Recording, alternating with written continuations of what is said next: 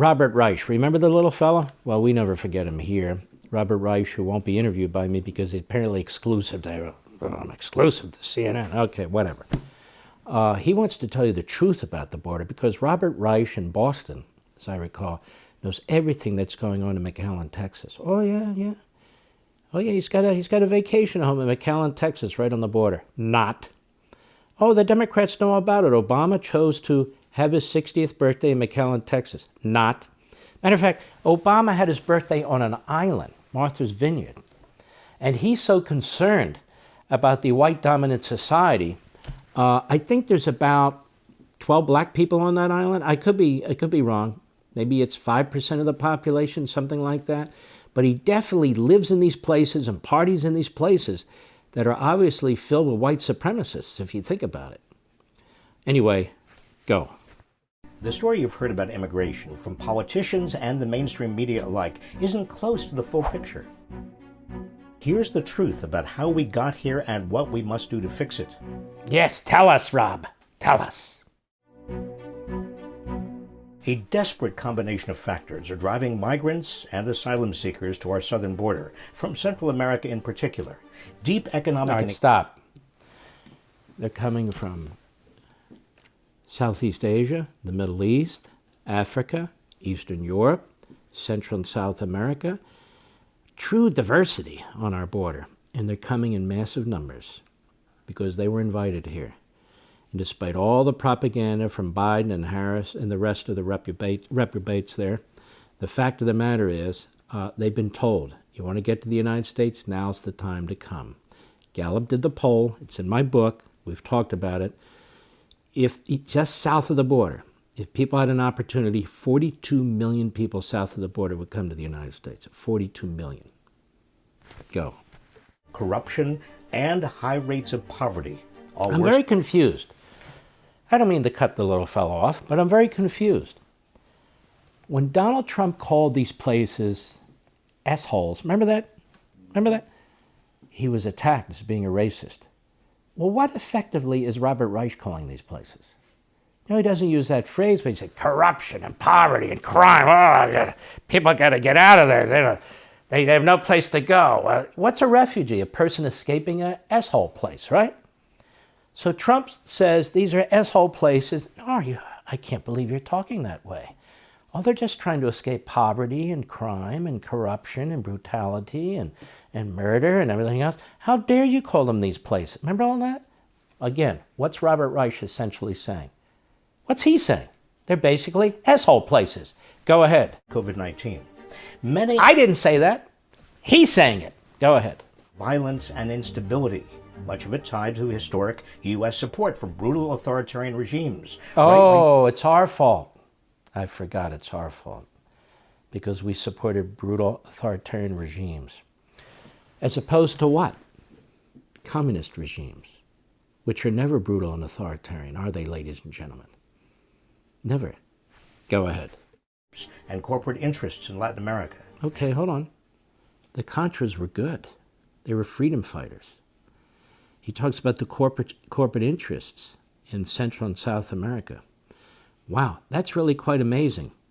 It's amazing how the left embraces corporations when the corporations do their bidding, like big tech or Jim Crow, the legislature in Georgia, trying to put rational election laws in place. But when corporations in Central and South America, big corporations. Go ahead.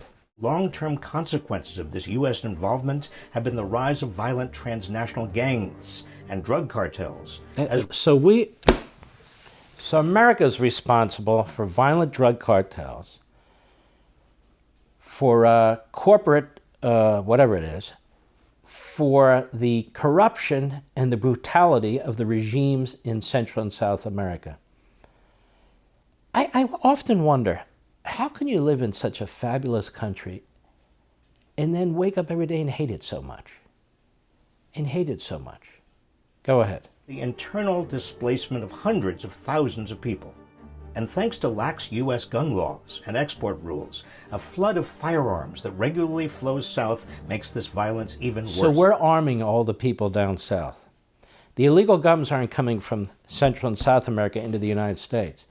coming from China and Russia and other regimes. No, no, no, no. And by the way, that's where they're coming from. No, it's coming from the United States. We're responsible for everything that's going. And then you have to ask yourself, well, then why are all these people trying to get here? Why are they trying to get here? I mean, we're white supremacists. Most of them aren't white. We're the ones responsible for poverty, drugs, violence, all these things going on down there. Oh, yes, yes, we are. So why are these people trying to come here? He's such a fool. Go ahead. In other words, the United States is very much part of the root of this problem. Meanwhile, climate change-fueled natural disasters like droughts and hurricanes... You see, America, climate change has done that, meaning capitalism. Those of you who've gotten this book, American Marxism, you're ahead of the curve. You're way ahead of the curve. The whole chapter on climate change, you would understand exactly what he's doing. The Marxist degrowth movement of the 1970s. You see, we're responsible. Lack of food, we're responsible for the droughts, we're responsible for all that going on all over the world. This is pure Americanized Marxism. That's exactly what it is. And I'll tell you, those of you who have the book, let me tell you what chapter it is. It's chapter 5, Climate Change Fanaticism. This is the attack on capitalism. Go ahead. Widespread food insecurity in Central America, forcing thousands to migrate or risk starvation.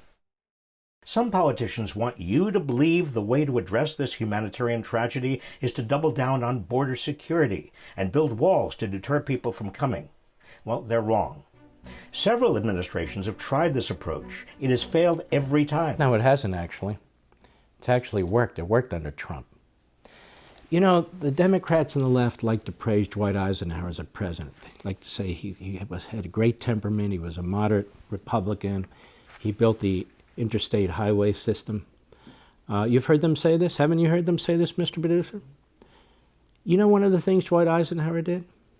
When he came into office, he called in a few of his generals, who he'd worked with obviously for some time.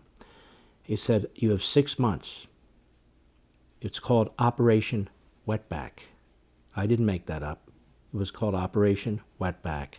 What was Operation Wetback? He said, round up, you have 6 months, you round up all the illegal aliens in this country and you ship them south of the border. And that's what he did. He shipped 1 million illegal aliens. They gathered them up. They rounded them up. They rounded them up, put them on buses, any type of vehicles, planes, and shipped them south of the border. It's called Operation Wetback. Look it up. And that they praise Eisenhower. They praise him. And in many ways, he was a great president. Good president, not great president, great general. But they ignore that, the way they ignore FDR and how he rounded up Japanese Americans and Americans of Japanese descent. But Trump is the bad guy. Why? Because he wanted to build a border, a wall, and protect the border and wanted people to come in here, if they're coming in here, in a legal and responsible way. Well, he's a racist. Must be a racist. Oh, it must be a racist. White supremacist. Go. A recent study found that increased prosecutions and incarceration... Shut up, you idiot. He's just a complete load, as we used to say. For all this and much more, sign up for Levin TV.